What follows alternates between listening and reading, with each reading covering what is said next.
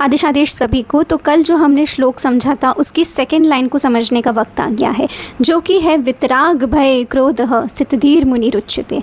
भगवान ये कहते हैं कि irrespective of somebody is coming into your life and somebody is going out of your life, आपका मेंटली स्ट्रॉन्ग होना, मेंटल पीस होना बहुत ज़्यादा ज़रूरी है, because it impacts all your life decisions.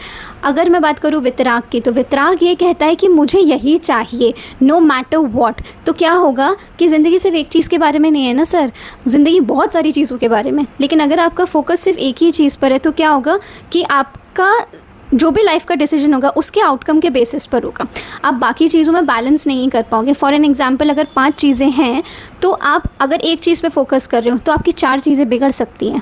तो भगवान हमसे ये कह रहे हैं कि जो एक स्थिर बुद्धि वाला व्यक्ति होता है वो 5 चीज़ों में बैलेंस करना जानता है।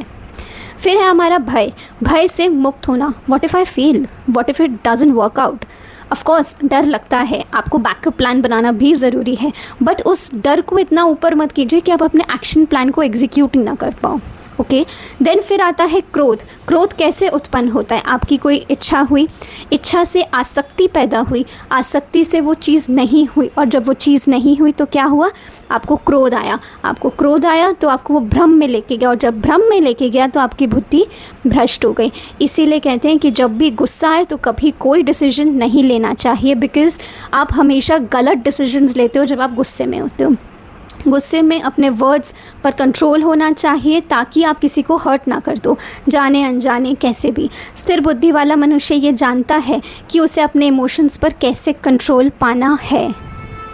आई होप मैं आपको समझा पाई हूँ इस श्लोक का मतलब। तो अगर आपको ये अच्छा लगा हो तो do share it, like, share and follow for more. I will see you in the next video.